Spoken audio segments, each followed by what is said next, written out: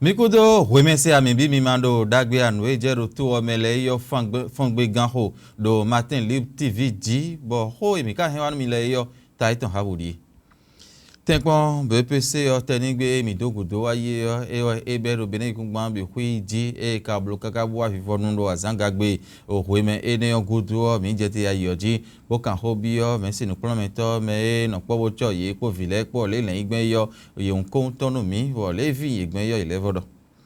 Miatun do men jele tito ben keketin wa che pa fine din blodo tajo la na ndagbe sin alenu e so kwere do te bonu azon jejin de kakaka bode wa gbon han bo alona plata jin weyan e ran to pon kan to ewe lo chobonu yo aya ko mo hode me yo e na wa de kwele tito ben ni ko gbe ta ni iso po ono e jo so humenu toto gan bo e ron pe nkun do huidi wa do po do hundi sin azon teme lepo eye wa na mo je me gbe ta ton ta bo wa ji wayo miro no pon etiyo mirado mo jebe ton hori voro misi bo minaso lobo na so gonu ele bi kwisi amiku do kweme.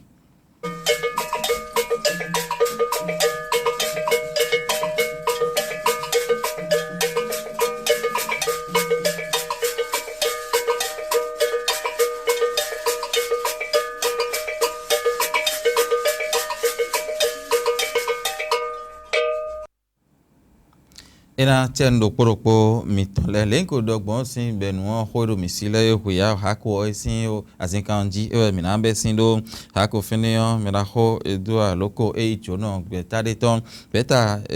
bante ton beno yodo kashife yedeo yihunka ka bwai mo miraho len le igben minaje yele ponji do honu do ho kwesi kuduyo masole la oro ahonu sianu beta kashife bante ton ofeneboka hwa hako yo etime pono benjire no itwa miraho idua loko gon kunu fo wemen hoton inu no podo gbe kunu bo wazopo wezon bo wa finen ran se hodo gbe ni bo pa galagra ni do wazo mira ho iwa ikaka je finen din de jin dole edua loko dole o azoni ene midi yo pagbe no midi sutite ngbe din monjen o azo ko yanzo bo sorote bo biblo yo enele bi huyo ye do hoto ka raison de lo do gbe bante vile bi hui se do menjele le kan mi bi obo ami gongbon bo aso gbe ta so khole enele bi huyo le vinu emine sude jin do hako edenu me bi hon edu aloko edenu yo edenu obene vile bi huyo de jin hon o azonli ene izu din afo ene ide yo nazo na mera ho akpa alopa vo bo ina si hole gbe kando azotonu le je kagbon ide jinu bene vile bi hui do tadio wen ho sin apa ko ro bene to mi to fin nu bo azo fe o mo jen nu gigetin bo ro dio we bo ko zuzu gigede homedin ro zuzu ka de yo me wana le yo ye de kan bo azo de ndi yo ro mo no benjile nu gege huzu bo ka ve lo fi fon ton le 500 ton dagbe le yo ka di de jin hon enele bi hui yo eno adu le ton bi yo dagbe ni bo bi azanga gbe gani bo bi o la me sin o sin dagbe ni bo nu fe pe nu kun to azo bo wa le je kagbon on ko ize ene inclin bo ye te iblo yo mi se yo mi tun do menjile minado o gbe tonu do poropo mi ton lebo ene ibo lo tini mina fa hon po mona itogudo mi de kere lo lunu waye ji ado to gan to eto romia wara yo ekoro no mon ko ton din azan ko je do apa inu gan ton eko blo we go ele ahunu sinu tata mi dogudo e hun kaka bi malisin to mi Senegal sin to bo ifili malisin to me je yo bo e ka jinjan yin podo to gan o asimi goita po lo bodo hore ye to ele wa no bo lo wa so won de do to jin bo hon ito e de ton e no pe nu ko to malisin to podo hode vo ipon wo yo mera ho moso ataya eye wa ikhodo fene timi podo menjire nugbo le to gan we le yo ye mo ide romia wara ye wa ba jonon asimi go ita do malisin to medejin evin ide le na lo ide le dijin do kwaize enio romia wara iblo evi no asimi go ita malisin nu konto yo le ejijan ne kana si ho wa gben bo wa zoro po we nu emi anukun ajo ho podo ayina jai ho podo benen to mi to me malisin to me o to ele le do mi le podo mi wi gbe oji fipo ho taji bo ijinja ibodo de jin do asimi go ta fini de so titengbe ba do gbe tonon kromia do wada e moje kromia wada e horo fini yo e do gbe nu asimi go ta i mali sin oto gan e ti me po no menjele mi kale zon de lo bo le da la konji nu to bi po ipa meji do nde timbo o liason e mi dogu do aye sin o li do so mi dogu do sin aton ko aton go gbe yo le je do fini bo me gege matin ton kaka bo àwọn gan o sadio camarade so e yin ho to ho suro po bon ko nu da ma fi mali to wo yo e yin matin to de me mi gbon fi o da konji to pe pan de ji bo ka les onte o bo ho mi he wa ta won ne menji do e dan si ho wa ndo po bo ni na tin do to we le tin de ji ne kana blogbon bo i kodo iwa po ai na je inu to vile ai je inu ta je ji no e no wa je do to ene le me bo ron ya ta mo na fi am le yon ne ka si blogbon gbopo inu kan ne kana blogbon bo o gbe so da ho e na si ho imali to po do benito ton po ina jinjan bo na to no kwisi do to we le tin yon ye do ene le bi ho de ji ho to ro gbe do e fi mi ye to mo yo do so gbe ti lo menji ye to gan we le ye ni ta me do pon do sudo nu kan iwo nu kana do nu kan iyo ai ma ja yi ai kun si ho yi nu kan gbe pon me hon ai na ja yi na tin do to ko si ale nu do me gbe do ta ji o me wi to e do ho le nti le podo e do sa le ko ina ken do ne le bi hu ne kana blogbon bo me no ho ala nu do to ito si do to me ajiji le be no ro terrorism le yo o ina si ho ken do ne ro bo na li za ha de ji e do ho ene le bi hu bo romia wada ele asonte o bo bi opo do menje no se mi go ta si le abajo no mi de suro be ne to mi di ole e da yan ajo na inu kan unati inu kan to ina si ho wa bo bo no aloda lo me e na no po lo bo wa zo nu inu taji bo yi do honu yi mo idele ne de ji mi jo eni ondo mi na do khore foru mi lo khore mi wara isi hoje mi na do ma to itoro jele e so a check pa ton da yi o pe ta ki ti o mi na hoko so a le kana rugon ni no me to ito su ton kana yan bo to vi na voro to me on e ro kan ton ho a kwali nde so to ko mi ton e so nu ki ro ti ro fene le fi wo de tin bo so ro ti bo sin podo so gwen ko e sana ha ro fi den le ya lo taji oliva ro po de tin bo so ro ken po we ni on e do azon je jian de kaka bo alo plata bo o cho ho ne mi na mo me me ton jina ha bo e ma na de su a hovo jena do aliene no na ya openu kundo mi o hwe chobo e ko bloni gudo na ado kweho o no e joyce ho menu on o hundi zo e no aboka into ganda horopo e wa nu wa e gbeme ho gbeme tan ji do matin live tv bo mi kan ho be da aliene bo mo jeme e si hutun le no yo e do ro nu wa ji mi kon yele nu botito eneleo e nu bo vivi ni mi to mi modo e wa toto le bikon indo e goma wa toto de wa cho de doa do me jazon mi na moro de ye zeti to do te do indo me ondo azon de che beno urgence vitale azon de je me onde me wa toto ko we ma no te cho pe nu kun tout temps e do yo fore bo urgence me azon le bia do me le de bo de se mo ezi alu kan bo je me le yo ai toto ko din tro ido la pe kun tout indo ai fine bon doto e ma je no ko do la zo no ko je ro bejele do yen we azon ko ahun tun lo dire ke ana ko wa lo kan ilo bona ilo ma do e o toto pe nu ku tu che ya ahun e ya le binu e ya le binu e o tu urgence vitale e te do e de bodo mi na mo je me to kanji to ile urgence vitale indo me de blu avec ces azon di me na mo to ta ndo je ke me do ko do e di bonu me osin nu je ken le yo boya e o blu avec de esi toto ko dimbo e na je bo de yo ye pe nu ku tu che ya do ide ye pon ye modo e o e yo e na setan bo na do scanner me na gbeje le pon o che ko na do traitement ton peut-être que kun ko urgence vitale sin côté o mi modo je que bon voix mais le ka de bo si mon ko ton wa ye na modo je que e mi de ton ko do urgent ta un ne bo do pe nu kun tu mi ton azon de zira toto ko bo ko bo je bo endo e ma ya pe nu kun tu ton do gan hi ho de na bo de wo me a e na modo pe to mon ko ton e na ha e be no yo urgence vitale bo endo azon e man ko wa niveau e ne wa e ko do urgence vitale sin côté a e na do bénéficier le me eyo e ka wa ka juroji do mi do autorité ya ministre jamais participer bodo il est sous bloc conférence de boy lo journaliste le bi bodo urgence le bo le bodo infarctus myocarde e meneno crise cardiaque o no do hunji o iku meneno do fun gbe ganji o meton e wa down do me kwele yo me kon chaz mon ko to me atundo e me ya o pe nu kun de wa bonu kan me on tin pe de conséquence ton le o c'est pour la vie ne do eno kha cheju le bono kha kan won ji mo na ya o pe nu kun to kan hi ho ne o me hon pe ta ni on pe ta dagbe bo e nyon bo to vile bi na mon kun je pe ta me do e o ti to ro de so do le we e o eno azizono eno wa niveau le yo e we e na toju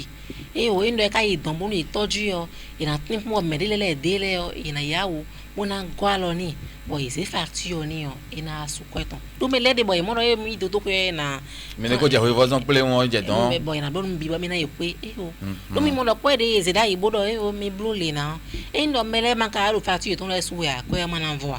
e je mo me to de vona to kwe ba na o ki to vo da yo e don su kwe ho e amo din na pe nu kundo tutu e ho e chubo wa su kwe chubo wa su kwe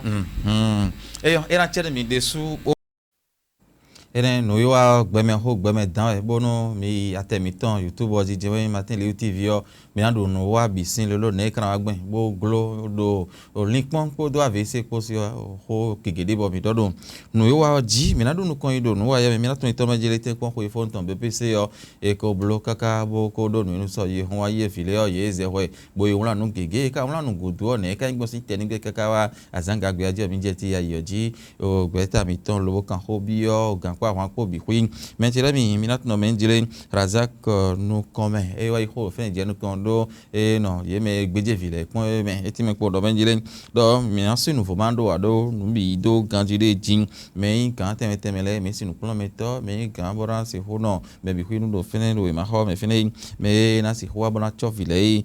de so ya vito finole me bi wa do kame bo no mi do ganjin ho do no do po kunde kaka chubo no azango go to azanga gbe so ye ho wa ni e wa o kan we me gudo deji me na ho e man yo no fon ye me won le ne men e ti me po do menjire no bi ku do ganji mo jen Suleiman non o mu kai la de so e ti me po do menjire no bi do ganji me don le fa o e no yo do physique lo fine so a je o ne bi ku fa deji no bi ku do ganji do wa do me le da e lo e ka pon kaka nu do me teme le o taglo po de ton abi ta me gbazo po do o do ti tenele bi ku po le no bi do o gan ho do no do kunde o le vinu mi dimbo mi gbe wa so pe le ko ye ko de jin de me binu no le yege e je ma tu ji o du ti te o cho ko ta mi gba zo no va wo ko ye ko ton le ma blo BBC ogbe fa de ji Mohamed Cissé so e khode do iti me podo manjiro ngwe do no iman le awete je do adowa do huji milete de dai buro khasi jibo nyamiro ni ponka bo e wati ayime ya donu mende do humbo miro di donu mi de bede jin lo mi ka je no lanji mi mono le no ifa mo je khasi ro mi ji zo le mi pon gudo mo vito vino to mi ton me mi to le ba ero gudo no mi yo ele na ija ye mi bona jiri de mi de ji bezon mi kun bo gbele un lanu ti tingbe do lan tienu mi bi hui do BBC ho ya ho ton le e o le o e document le jin grâce à Domo et l'homme il faut faire des pour donner des recours de mieux aussi il faut que dire ouais nous et cambio il faut une doyer do ainsi à pas que ouais les BFA à pas que ouais gomme les mites son do fier de narration hodé finir et mi do hodo nous ouais do mi do hodo ting bede ting do de bodo de autant len mi nous va finir glazing be me il faut be me à dotité à container les bi len et mi bleu les bi hui que ça do mi comment à Falkland de bodo BPC assim pour nous lo do endo esi danti bon ho bi na yon de jin do ndeleti bo wa do khase mi pede do o do titesi akpa hwe o ndeleti bo indome do physique si akpa hwe mi ni ta yon kaka le timbo e wa cambio la sukwa se kwantenti ne kana blog bombo nkana ti mo aje ne bi hwe mi akuhun bo bi o de mi podo ma o si an logo po e mi ya won de fi mi de di yo mi nguso nu we do me si kon dagbe yo e no te kun je e mi te yo e mi de pombo ho fo de jiro le kan kuno de ro hanu me BPC ole mi ko gbo ekeun so yin ken ro gbo le jin on fileo yetime mo je me si nu plan metore so yetime do je BPC ho ye ton e ndo kan jibo telefa to de jin mina ya pa de bo gbeta ti me do UNFPA bo gbeta eniyan no so don pe le ji eyin do ta ye me do won do pepele ye me yin me bo do azo pe don pe ton le me do o gbeta bi ti to me clean ben don pe de o vile ton yo e don ko e ple ko we di yo e ko blo no mo nkan ton bo ji yin bo so gbeta le bo ti te deji e ka blo ni le bi hu gudo din yo ko we gudo gbeta e ka no don bo so le yo e do mleten so yin wa mleten le legbon ya e ti jo me mo ne kan blo gwen be ka sa yin mo de voyo ìtìjà ìtìyẹ bí ọ̀rọ̀ lè tó ta do ní tami do nu mo nǹkan ton ye no po podo pe ba si mele po to nu mo nǹkan ton evin ton pe flo e ko alo de so ti tengbe do ho nu mi le ti bí ọ̀rọ̀ lè na ho akonta e fon bo ti je ibodo ho do jo ho me ho a bezon lo bo no e Mariama ko no e o yin o me so o UNFPA sin for soro tiru no mo nǹkan to si teme ti me po do menjire nu gbo don pe jonjoja e mi yin o mi do na te po bo na ni tami bo mi jije ibodo ho le ho na no ti jo ho mo ikun yo de jin jin ntemi kablo do khwewe me bezon bo khwe mi do fi da khwewe nle yo e wa gbondi nu e do na blo boy na yun ton pe di o fi le ye me do aso clean clean le ye me do ti to me clean clean abi gbeta e no don do ton pe di o vi sin nu kon yi sin ho bi kwin ma ya ma ti me po do me jire hun khwe nu mi le din yo me ro poro na so yan wa ton so da gun e nu me ro poro tun rali ede nu yo ena de ton bo bona so khole be na pon 50 ka si homo de me aji e nu ero taji be na mlo khwe gudu on le kun si kuti mo po bo ti ojo homo ete ka yin nu gbogbo yin nu kan idan pe de ovile ton do ti to me ton si ale nu andi yo nya on ri e ton le ji e mo nu mo nkan ton le na de si ale yo ji bona pon nu kan se do bo le na gbogbo nu kan yin na tin le e we na ba din de ji e na do ho be na ti tawo ji bo isa no di zon le gbon ji ya o e yan re su ti te ngbe de ji eme wa do ton le e ya ton pe di ovi sunu me hopo yopo to kon me me bo si ho don do don pe di ovi le si ali nu fa de agbo la e wa nu mo ko ton do men ti me po do men jile nu gbo e kun si do horo jo ho meme ya dija yin bran do ko do bo nu yin la ina so lo fe ko si o bran wa zo re su ti tengbe ko we gudu ton le mi ko mo ne bo le bi chi mo bo nu kon iglo tiyan ko e ro nu kon mi ton bo ja e mi jan tin le yo mi gbo bo nu mi na lin ta mi do nu mo ko ton nu we ve ado mi ti le yo le ma do a e yan la de su ti ngbede jin o menefo la iho do fene do yeme wa fene le ehuya arian huse elomo iho itime ko do menjire no boy do no do de fene din yole azan ro ko we so ro te bona si hun lita meton na de jin nemi me bi mi na no po bona blogbon din lo bo no yan ole mi ton alo na je o no ba mi de bona so ti to mi le nkan ton do te bo nu kon yana se otin nu peta le e injonja ton le nu kon yana tin we no e mi anu kun o me do ron de me do alo gore me do hode ai mo do nu de yo me bi na ho bo we nu e je din yon de jin on fi ne din e dan lita me pon e dan jin jan yin bona so gbeta bo le ba gbon ni tiro to me yo me ro poro poro to bezon bo eme wa do ton leo ye do ho mon koton kaka soido azoy na waro fenele ne na blog mo to ndonu kon ma release zo hun elomo e wa e do horo fenenya e ne ogudo e te me podo menjile nu boy dandan me on e kun ho ina do po wo menji de ba gbon e de dandan ina do e bi oro ina bi oro nu to nu kun leo e dan bi o ma ro koi mi pon vive pon wa wo va inko bo pon o mi jon jojo lesia e pon ahoko wo vive pon ahojade ti dole e si hoblo mo de suro nu wa me na be na so bo me na kan me na ali dia le ndo so ijawele yo e dan flindo a ton pe dio file yo ele hian hin so ye do question le nu ya won le won ya bi alien si alien bonu kon yo e na se hotinu ye lo monde je me mo anu ejijan yin bodo holo jo home po won ekun yo ton pe dio firo to me dura wan de we ka nu wa yo nu kon yo e number de ji hun kan le yo e si na da lo e do alien po nde si alien bonu e no dagba ta glo me bono de ton le se holo nu kon yo le e na inde lobo yo de su titengbe menchele mi mi aleko sin ali ene onu boranko ta boranko je me jere hoizon bo mi bia lorun loka mi tore mi ate mi tore ji jo wi mi bo wa mi kan le yo e do do tenu mi eje mi ko le jamari ke doro e wa to le bo nu ye do yin to kanji e ate ndo poro po mi tore kuro ngbedo to ma wa e iso se